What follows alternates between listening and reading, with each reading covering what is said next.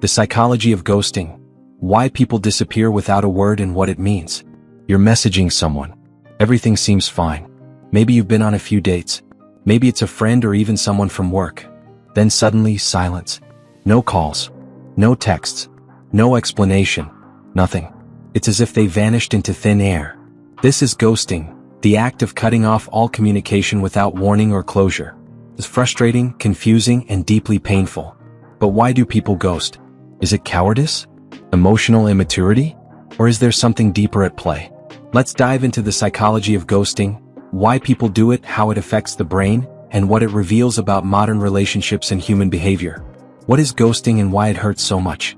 Ghosting isn't just silence, it's a sudden emotional disappearance. One day you're close and the next you're left staring at unread messages and asking yourself, was it something I said? The pain of ghosting is very real. Psychologists compare its emotional effect to social rejection, which activates the same areas in the brain as physical pain. Your mind keeps searching for answers that never come, creating a loop of confusion and self-blame. Our brains are wired for connection. When that connection breaks without reason, it violates our expectation of fairness, causing anxiety, sadness, and sometimes even depression. Why people ghost? It's not always about you. Here's the hard truth. Ghosting often says more about the ghoster than the person being ghosted. 1. Avoidance of conflict. Many people simply can't handle confrontation. They believe that ending things with silence is easier than explaining their feelings. It's emotional avoidance, a way to escape discomfort, but at the cost of someone else's peace. 2. Emotional immaturity. Ghosting is often linked with low emotional intelligence. People who ghost tend to lack the tools to express uncomfortable truths or set healthy boundaries. 3. Fear of hurting others. Ironically, some people ghost because they think they're sparing your feelings. They believe that silence is kinder than rejection, which is a misconception. Most people would prefer honesty over confusion. 4. Attachment styles. According to attachment theory, people with avoidant attachment styles fear intimacy and dependency. When relationships become too emotionally demanding, they shut down and pull away, often without explanation. 5. Digital disconnect. In the age of dating apps and online communication, ghosting has become easier and more common. Technology allows people to disappear with a tap, reducing accountability. When relationships form digitally, they're sometimes viewed as disposable. The psychological impact of being ghosted. Being ghosted creates an emotional wound that can be difficult to heal. The uncertainty and lack of closure activate intense emotions like self-doubt, what did I do wrong? Anxiety, refreshing messages, overanalyzing. Low self-esteem, I'm not worth an explanation. You may experience a loss of trust in future relationships, fearing abandonment or unpredictability. In some cases, it can trigger past trauma, especially if you've faced rejection or abandonment before. How to emotionally recover from ghosting. Getting ghosted can feel like emotional whiplash, but healing is possible. Here's how. 1.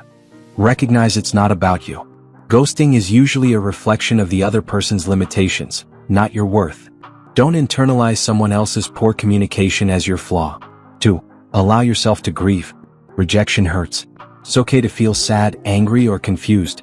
Suppressing those emotions only delays healing. Journaling or talking to someone can help process your feelings. 3. Stop seeking closure from them. You may never get an explanation, and that's okay. Give yourself the closure they couldn't. Sometimes not knowing why is the closure. 4. Set personal boundaries. Learn to recognize red flags early. If someone is inconsistent or avoids deeper emotional conversations, pay attention. Protect your emotional space. 5. Focus on self-worth. Remind yourself that being ghosted doesn't define your value. Reconnect with friends, pursue hobbies, and invest in people who show up consistently. How to avoid being a ghoster yourself. Ghosting might seem like the easy way out, but it damages trust and leaves emotional scars. If you need to end a relationship, romantic or platonic, choose honesty. A simple message like, I don't feel a strong connection, but I've appreciated getting to know you, is better than silence. Respectful closure is a sign of maturity and kindness. If you struggle with confrontation, practice expressing uncomfortable truths in small ways. The ability to communicate openly is a muscle, and it strengthens with use. Ghosting in friendships and work relationships. While most ghosting discussions focus on dating, it also happens in friendships and even at work. A close friend suddenly stops responding. A coworker disappears mid-project. client vanishes after promising to follow up. In these cases, ghosting still creates emotional and professional confusion. It shows a breakdown in responsibility and mutual respect. Healthy communication is key in all areas of life, not just dating. What ghosting says about modern relationships. Ghosting has become a symptom of digital detachment. In a world of swipes and scrolling, many people have replaced emotional accountability with convenience. But behind every ghosted message is a person craving connection. We're wired for meaning, empathy, and closure. The rise of ghosting points to a deeper need for emotional education, digital empathy, and honest dialogue. Final thoughts. The psychology of ghosting reveals that it's not just a rude act.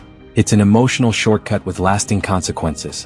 Whether you've been ghosted or ghosted someone else, the key is understanding.